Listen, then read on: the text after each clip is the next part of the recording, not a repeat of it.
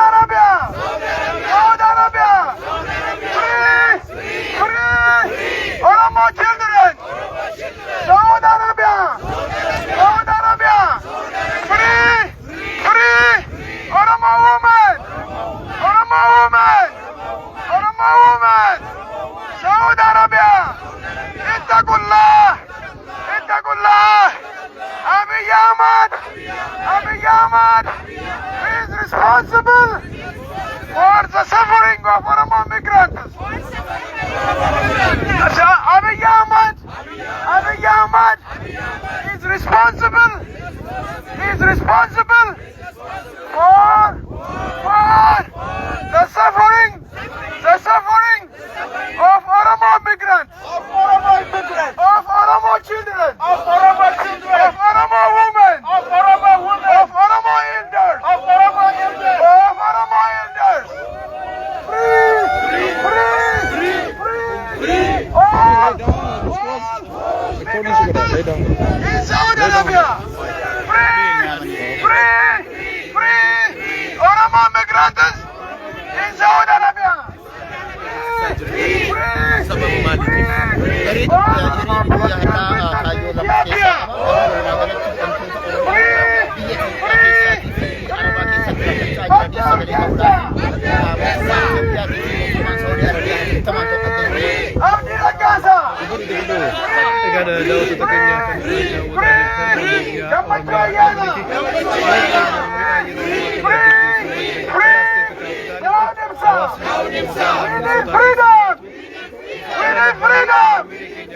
We need justice!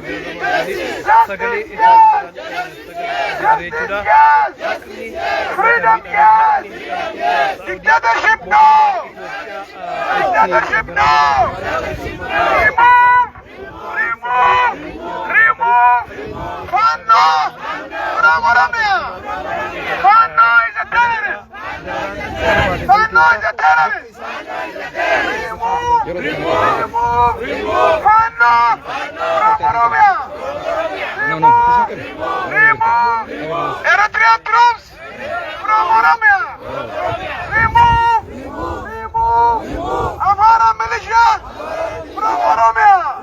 Remove command post from Oromia! Remove command post from Oromia! We need freedom! We need freedom! We need freedom! We need freedom! We need peace! We need peace! We need peace! We need justice! We need justice! We need justice! Abiy Ahmed is a killer! Abiy Ahmed is a killer! Abiy Ahmed is a genocidal! Abiy Ahmed is a genocidal! Stop killing! Stop killing!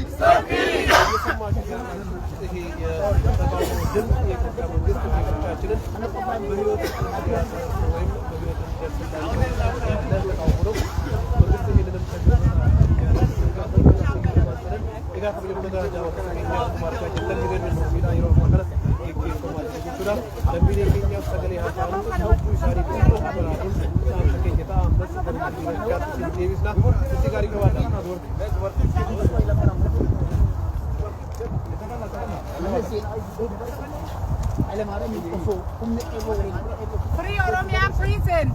Free Oromia! Free Oromia! Free Oromia! Free political prison! Free Oromia! Girmatti kan dirra.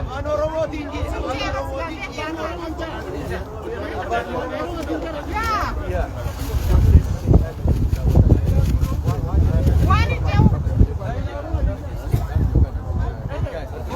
Justice now! Justice now! We demand justice! We demand justice! We demand justice! Abiy Ahmed! Remove farmers from Oromia! Oromia need justice. We need justice. We demand democracy. We demand democracy. We demand justice. Justice, yes. Justice, yes. Justice, yes. Justice, yes. Democracy, yes. Democracy, yes. Democracy, yes. Democracy, yes. Oppression, no. Oppression, no. Oppression, no. Oppression, no. Injustice, no. Injustice, no. Injustice, no. Injustice, no. U.S. U.S. We stand with this decision.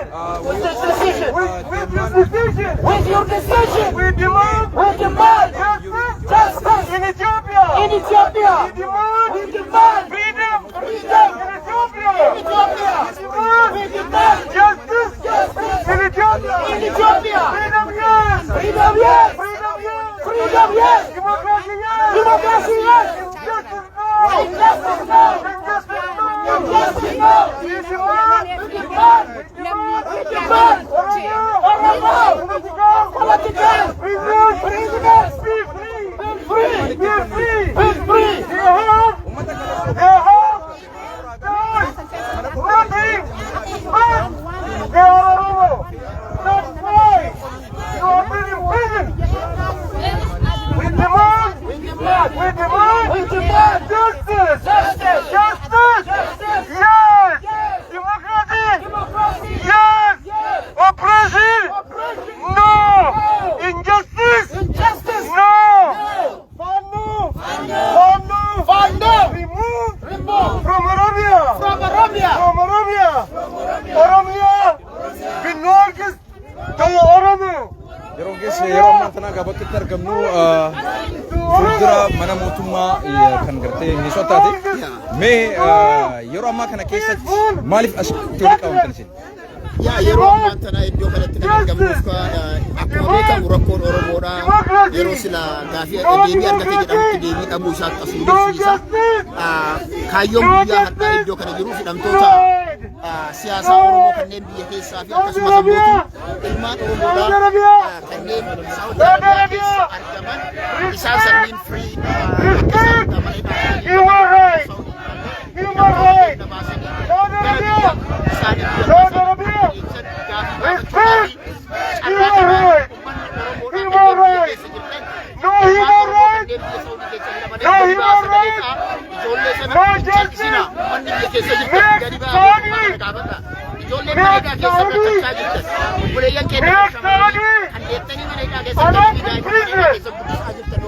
daa'ima waliin rakkachaa jirtan ammootu gaafiin nuti isiniif qabnu yaadnu isiniif qabnu obsaan jabaadhaa rabbi isin biraa jiraatu obsaan guyyaa rabbi jedhee sun mana hidhaa keessaa ba'uun keessan nafu jajjabaadhaa jajjabina isaanii kadhataa ummanni biyya ammootu ummata isaaniitiif sagalee haa ta'u gara biyyaatti ammoo hidhamtoonni siyaasaa Oromoodhaa kanneen keessatti hooggantoonni ABO hanga mana hidhaa keessaa baane isaan kun mana hidhaa keessaa akka bahan mana hidhaa keessaa akka mootummaan kun gadhiisu gaafii walumaa galatti dubbiin hidhamtoota Oromoo biyya keessaa fi biyya alaatti rakkachaa jira.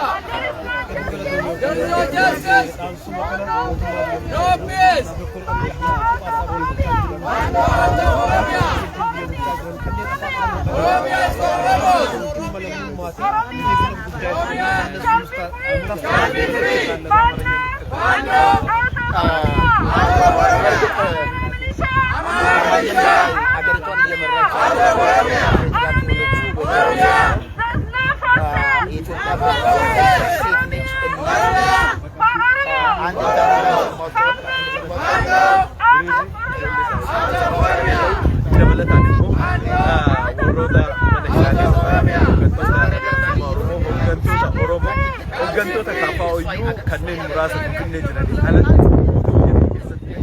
hooggantoota fi deeggartoota jedhamanii namoonni hidhamanii lakkumaata maallaqaaman mana hidhaatii hin baane kanneen irratti kan xiyyeeffateedha hiriirri godhamaa jiru. Qilleensi baay'ee qorraadha, qilleensi baay'ee jabaadha. Garuu immoo haala lammiileen keenya haala jajjabaa lammiileen keenya keessa jiran keessatti nuti yoo kan saakrifaay godhan qilleensa jabaa kana keessa yoo baane yoo maal namoonni asitti argamanii jiranii.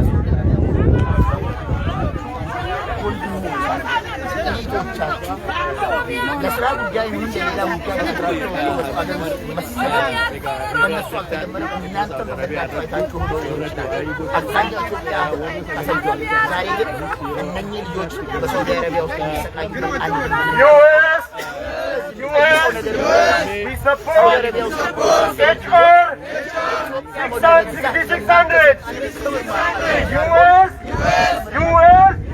we support HR 6600. US, stand firmly. Please, your decision. US, we support HR 6600. In Ethiopia, there is no justice, there is no democracy, there is no freedom of speech, there is no freedom of speech. Oh, one We demand the cable? He's gonna get it. The cable? for our prisoners. We demand justice for Oromo prisoners. Free Abdi Ragasa. Free Dawood Ibsa. Free Dawood Ibsa. Free Abdi Ragasa. Free Oromo prisoners. Free Oromo prisoners. They have done nothing but their Oromos. They have done nothing but their Oromos.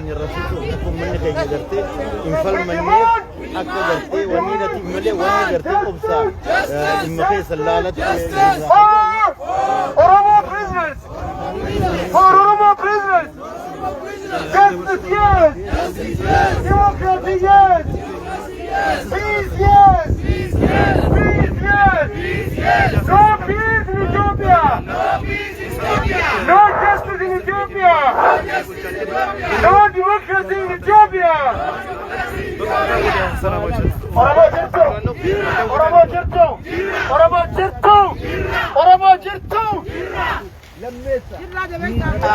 sagalee keessa beekaa sagalee beekaa sagalee lolaata Oromo jirtu. Oromo jirtu. Kaafiin keenya. Kaafiin keenya. Kaafiin keenya. Hidhamtoonni siyaasaa. Oromoodha. Mana hidhaa irra. Atattaman. Attaman. Kaafiin keenya. Ilmaan Oromoo. Mana hidhaa. Saudi keessa. Atattaman. Gadhiifamanii. Gara biyya isaanii. Akka deebi'an. Free our leaders. Free our leaders. All Oromo political prisoners. Free our prisoners. In Saudi Arabia. Free our prisoners. In Oromia. Free our leaders. Free Dawood Ibsa. Free Abdi Ragasa.